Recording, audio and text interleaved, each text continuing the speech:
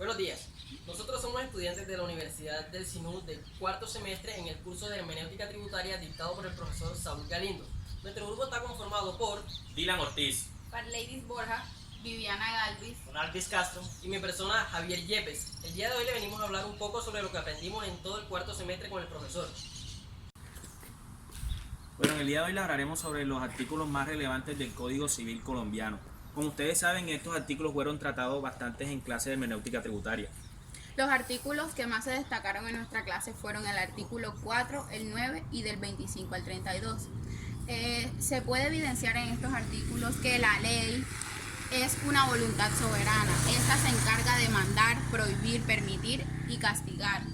La ignorancia de la ley no nos excusa de esta. No debemos, si creemos que no conocemos la ley, no quiere decir esto que debemos cumplir, que no debemos cumplirla.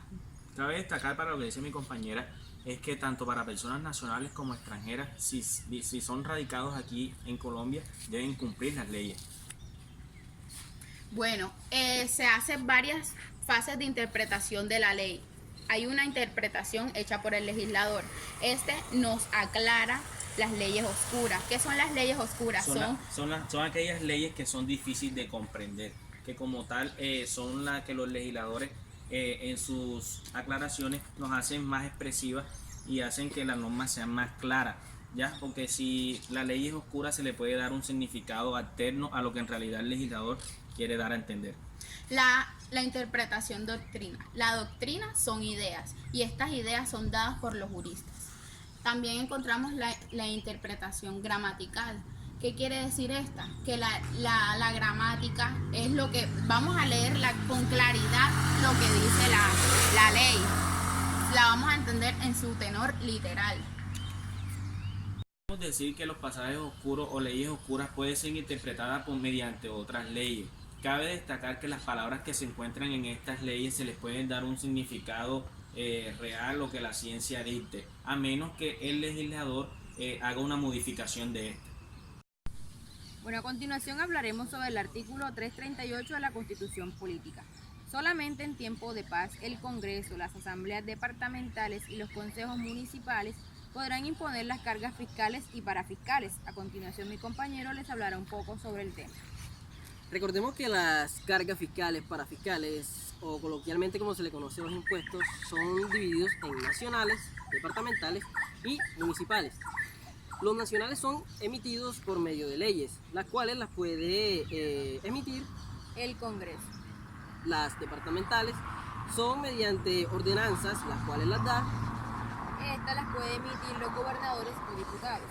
y las municipales son mediante acuerdos municipales también, las cuales son emitidas por Los alcaldes o concejales. A continuación daremos el significado de lo que es una carga fiscal y parafiscal. Las cargas parafiscales encierran todos los impuestos de orden nacional, departamental y municipal. Y las cargas parafiscales, estas son impuestas a ciertas personas. Estas coadyuvan al Estado. Ejemplo de estas, el SENA y las cajas de compensación. Recordemos que los contribuyentes, todas las cuentas se las tienen que rendir a la DIAN. Entonces, nunca falta, por ejemplo, una inconformidad o de pronto una mala interpretación de la información. Entonces, para eso existe la vía gubernativa.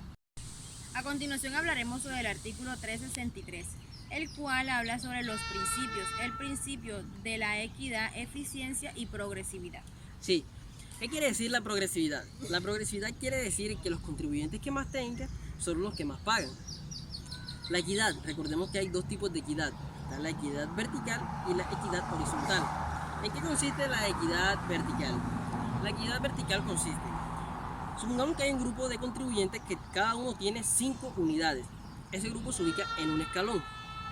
Luego viene uno que tenga 10 unidades. Ese grupo se ubica un escalón más arriba de los que tenían 5. Y así sucesivamente si hay uno que tenga 15, 20, en eso consiste la equidad vertical. Luego tenemos la equidad horizontal. Se basa en este grupo que estaba en el escalón, en el primer escalón, que cada uno tenía 5 unidades. Eso se llama la equidad horizontal. Y por último está la eficiencia, que es el buen recaudo a tiempo de los tributos o impuestos. Bueno, Javier, también recordemos el artículo 1 del Estatuto Tributario. Este se refiere a la obligación sustancial, la cual debe ser escrita y clara. Cuando nos hablan de escrita, se refiere al principio de legalidad, y cuando es clara, el principio de certeza. Bueno, en estos momentos le vamos a hablar de los hechos generadores. Un hecho generador, digamos, es la retención en la fuente. La retención en la fuente se da de manera anticipada cuando obtenemos algún producto o algún servicio.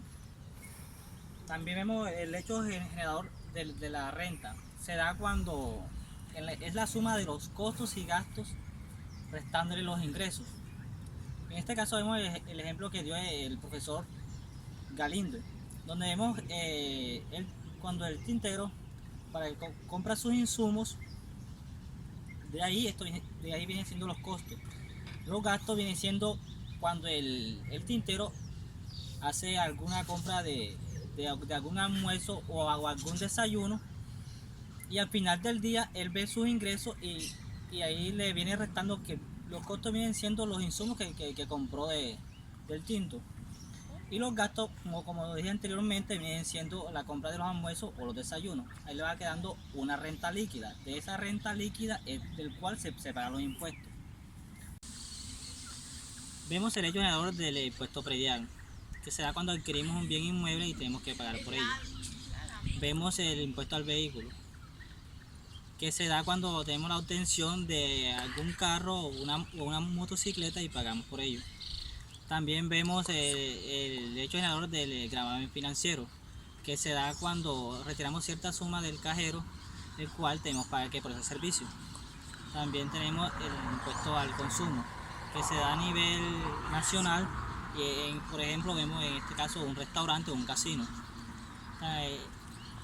Hablando por otra parte, tenemos cuando es la omisión a los impuestos, que se da cuando el sujeto pasivo no quiere pagar por esos impuestos. Y tenemos la evasión. La evasión se da cuando el sujeto pasivo disminuye sus costos o gastos para pagar menor impuestos. Esto se puede ver en la declaración de renta.